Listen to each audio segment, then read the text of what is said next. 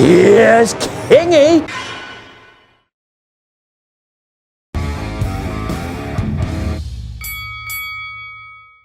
It's that K-I-N-G, and I took an early flight out to wrestling school to train to become a jobber. I took one bump and thought, F that, right in the arsehole.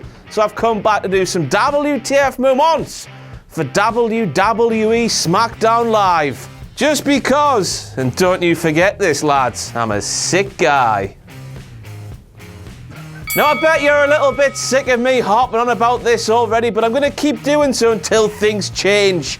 Remember when both sets of GMs said that their show would be about the superstars rather than the management? Raw, over the last 2 weeks, has delivered that. Stephanie and Mick Foley they haven't been on the show as much as they were before the new era started, but Daniel Bryan and Shane McMahon, they're a pair of liars. They're a pair of lying pricks, so they are, because they've been on the show just as much as they were before the brand split was. They've just completely lied to us all.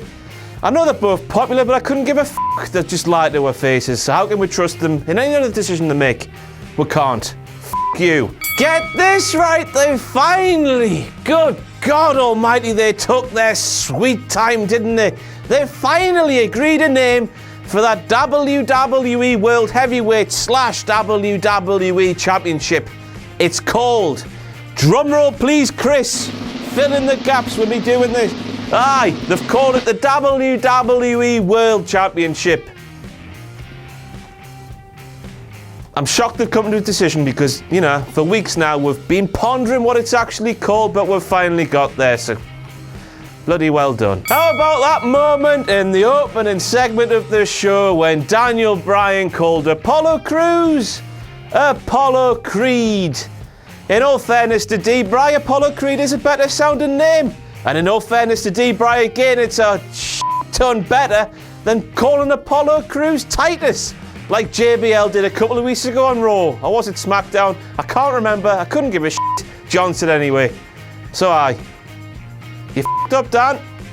Tut and all that. That impassioned promo from Dolph Ziggler was very good, wasn't it? But during that, he said his journey in WWE started as a male cheerleader in the Spirit Squad. Yes, that did come very early on in Ziggler's career, but he obviously forgot his debut because he debuted as the caddy of Kerwin White with a golf cart and all that shit. I can't blame him for forgetting it because it was fucking shit. But the point still stands, his debut didn't come in the Spirit Squad, it was part of, with Kerwin White, so hi. You f***ed up as well, Dolph. Tut and all that malarkey. During that opening promo between Ziggles and Dean Ambrose, the lunatic fringe said that he doesn't care what people say about him. He doesn't care that people thinks he's not championship material. He's gone and won the belt anyway, and Dolph Ziggler can't say that about himself. Yes, that's correct. Dean was saying that about Dolph Ziggler, who himself is a 2-time World Heavyweight Champion, which is one more time that Ambrose has held that World Championship of his own. So, Dolph Ziggler said he's that damn good. I think that catchphrase belongs to someone else. I don't know about you, but I just cannot remember who the f*** it was. Oh my God, here we go. Oh, I'm gonna have a crisis. It's John O'Clock, motherfuckers! Get the fuck in there! Yes! And we have that moment where John asked The Miz who he would prefer to face with his Intercontinental Championship on the line. Would he prefer the Lone Wolf Baron Corbin? Or would he prefer that fantastic rookie, Apollo Crews? Now, excuse me, John. Big Baron debuted exactly 24 hours before Apollo did, so does that not make him a fantastic rookie as well? Is this really petty on my behalf? I couldn't give a flying fuck, to be honest, lads, because that prick blocked me on Twitter with no remorse. JBL? Fuck you. That child with the sign that read, "My first WWE." I mean, talk about a saucy teaser. What, that kid's got me round his little finger. My first WWE what? Event? T-shirt? DVD? Figure? Them cushiony brawler buddies cup, like event cup you get. I've got one from WrestleMania, it's very nice. Ice cream bar, do they exist anymore? F*** knows, but that sign just, it tickled me. Oh my God, it's happening again. It's John O'Clock, motherfuckers. And we have that moment where John said that last night's WWE Smackdown Live was the debut of Eva Marie, despite the fact she tore the fucking house down with that entrance on last week's show. All you need to do, John, was add the words in and ring and put a hyphen in the middle and say in-ring debut, because that's what it was, you fucking tool. Did you see WWE listing Eva Marie as the 2013 Diva Search winner in a little side screen title thingy? The 2013 Diva Search isn't even a real thing. It's a competition that didn't happen. It's just a made-up fact. It's a fucking lie. Ah! You watching this video, you're probably a fucking idiot. You're probably one of those fucking idiots that tweeted me going, oh, Eva Marie botched her entrance, King Ross. She's the worst wrestler in the world. She can't even jump off the ropes backwards. She meant to fucking do it, you stupid, naive pricks.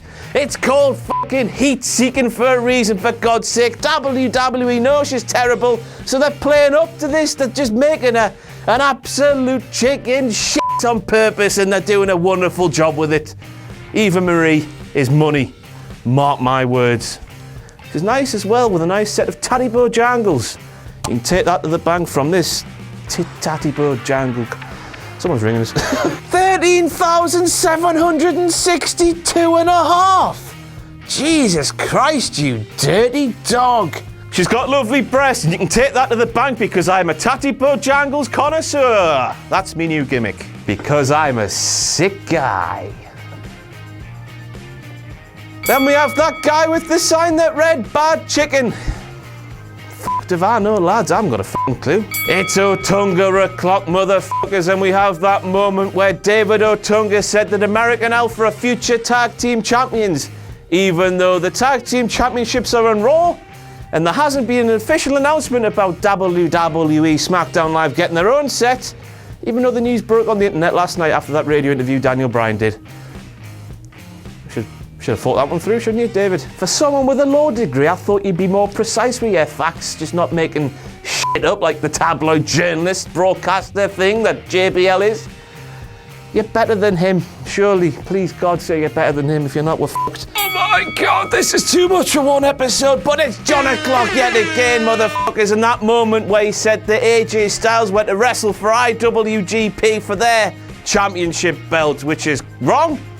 In the words of Stone Cold, he'd say, The IWGP Championship is owned by New Japan Pro Wrestling, so AJ Styles wrestled for New Japan Pro Wrestling for their IWGP Championship, which he won, of course, bare times. So JBL, you were wrong.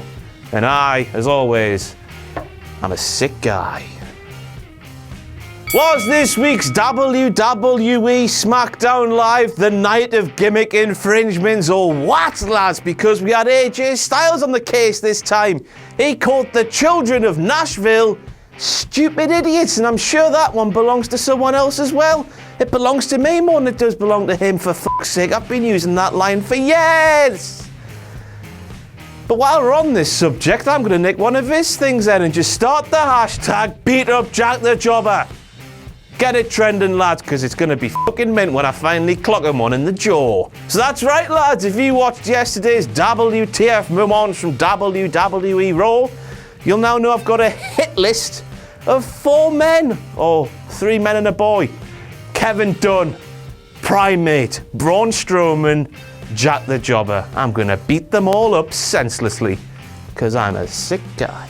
I bet all you smarky pants out there with your endless bouts of bodily acne and your endless string of wank socks which you blot into on an hourly occurrence were just going radio rental when AJ Styles said that he was the elite of WWE. You know why that's a bit of a WTF moment? Because of his connection with Kenny Omega and the Young Bucks, who are the elite in New Japan Pro Wrestling, which of course you internet nerds knew already, didn't you? Now go and enjoy, go on, stop this video, go and have 2 seconds to have a nice little blart into your wanking socks.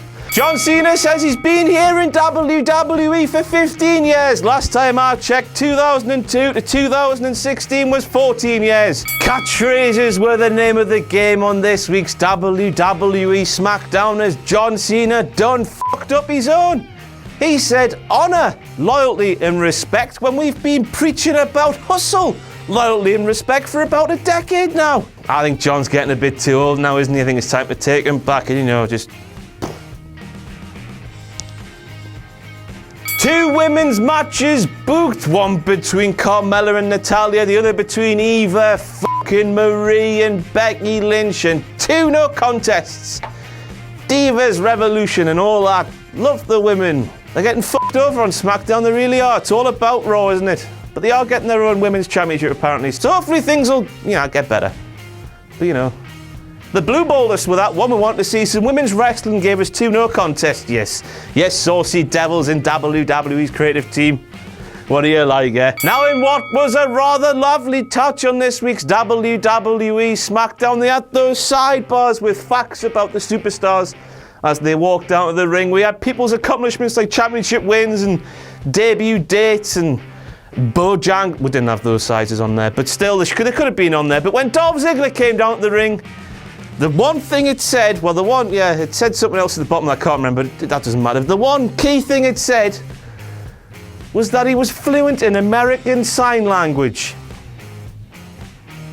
Who gives a fuck about that? He's a 2-time World Heavyweight Champion, bare Intercontinental Championships, bare United States Championships, but no, they don't matter apparently.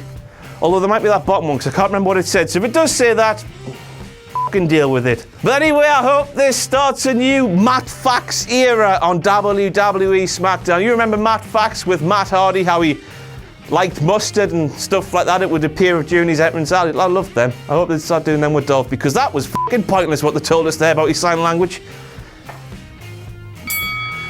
We're nitpicking this week, but it's John O'Clock once again, motherfuckers, in that moment where JBL legitimately tried to claim that Dolph Ziggler's Money in the Bank cash-in that night after WrestleMania, whatever year it was the GOAT, the greatest of all time. No, man, John, for fuck's sake, it's Seth Rollins, isn't it? Everyone knows that. WrestleMania main event, Brock Lesnar, Roman Reigns, the way... You're just a contrary fairy, aren't you, John? You're just one of those that likes to say the different opinion, everyone else, aye. Just for a bit of attention, isn't it? That's all it's about. You're not a sick guy. And yes, it's back again. It's Malro O'Clock, because apparently when Bray Wyatt was messing with the turnbuckles in the main event, this gave Dean Ambrose the opportunity to hit the zigzag for the win. This was despite Dean Ambrose sitting 2 seats down from Malro on commentary. He just said the wrong name, did Malro, but in the main event, the key part of the match, he shouldn't be doing that, should he? You're better than that, Malro. Chin up, bonny lad. I believe in you. So it appears that using an exposed turnbuckle in full sight of the referee is just completely fine these days in WWE. They just make up rules as they go along. Dolph Ziggler, he got Bray Wyatt's head and boinged off the turnbuckle, hit a super kick and won the match. Was that not a DQ? Let me call in the professionals, hey? So then, King Ross, do you think that was a disqualification? Don't know, mate. Well then, I suppose that's that then.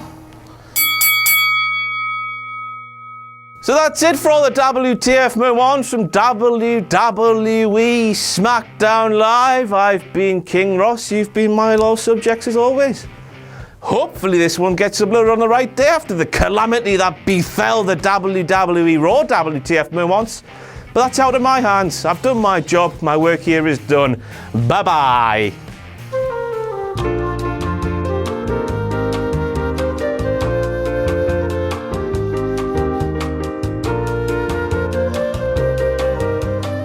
Remember when WhatCulture did a magazine called Wrestling? We're doing another one called Wrestling. Issue 2 will feature a career retrospective on Brock Lesnar and an interview with Paul Heyman. It'll feature another How WWE Should Have book written by this sexual modern stallion.